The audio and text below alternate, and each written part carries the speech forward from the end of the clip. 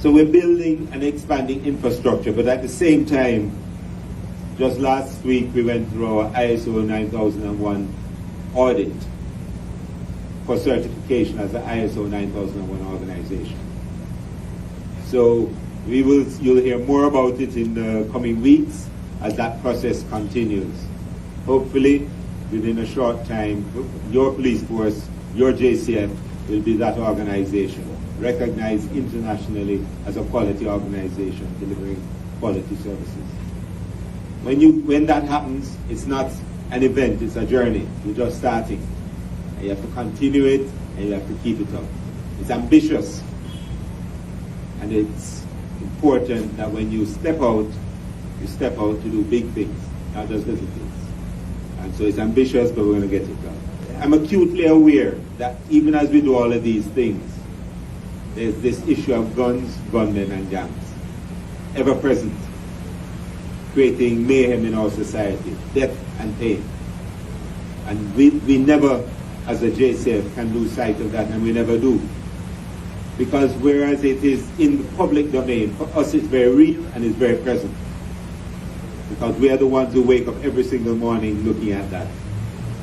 And it informs how our day goes, what we have to do. Just this morning, I was with a family in Marvely who are mourning the loss they had last night in a shooting and murder of some people in Marvely. So we've deployed there, we're doing all kinds of operations there, and that is what that space requires, and we will continue to do that. That is gang violence, gun violence, and gunmen in action. The good thing is, we responded immediately. We actually had a running gun battle with them, with the criminals. They abandoned the car and escaped, but we have the car in our custody, and that we will apply the science that we have to that, and we will find them.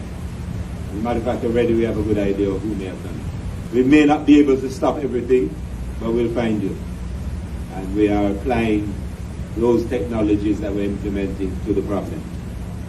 I must say that with our campaign that we've been doing, in our communications campaign, our social media campaign, the reports into Crime Stop have increased by 72%. Massive changes to what we expect, which means we have a public that's coming on board with us. They recognize that as much as we do and change and grow, we still need the public on board with us to get where we want to go. And so the public has responded very well.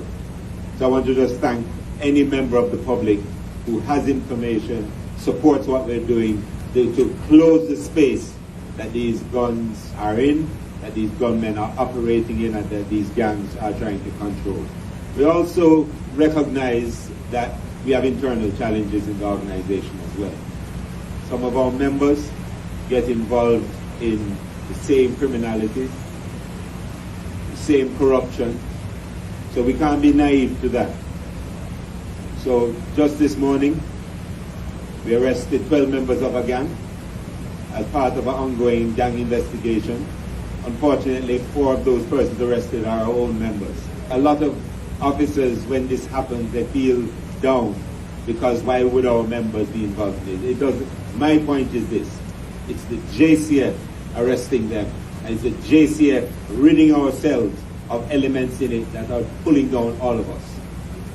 And so as long as we do that, we're on the right path. That is what is important. We're a big organization, probably the biggest single organization in the Caribbean. In that, you'll have the good, the bad, and the others. We, as an organization, cannot rely on anybody else to root out our own problems. We will do it, and where required, we will arrest our own members and put them before the court. Outward focus, inward focus.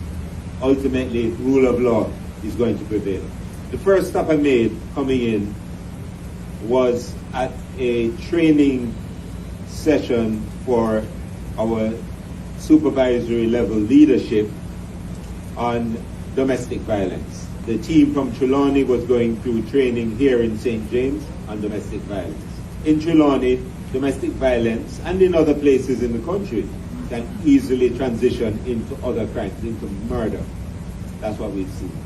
Now, as a force, we've had to respond to this, because what we want to do is prevent the murder, not just investigate murders.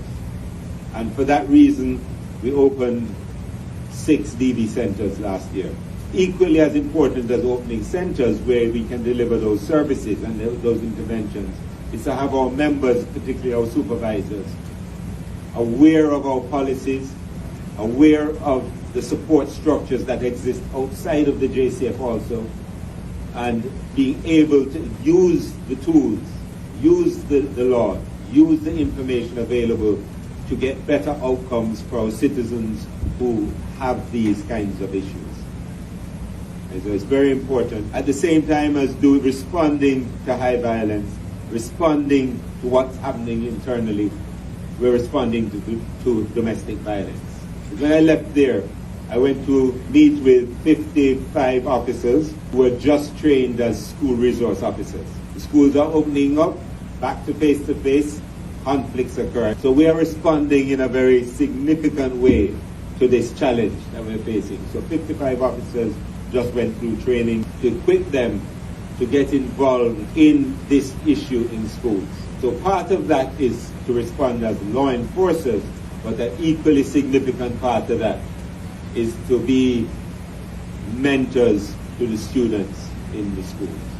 And the officers I spoke with, they definitely saw themselves as that and providing that service. And some of them are, one of the constables is actually running one of our police youth clubs. So it's important that we respond to that as well. This is what your force does. We are an integrated police force that is delivering every single service that policing can offer to a country in Jamaica. That's what we are. That's who we are. This investment that the government is making in the JCF, we have to ensure as an organization that we give a higher than expected return on this investment. And I think we have the men and women who are capable of doing that. This is not just this in isolation. This is part of creating a police force that the country needs, wants, and deserves.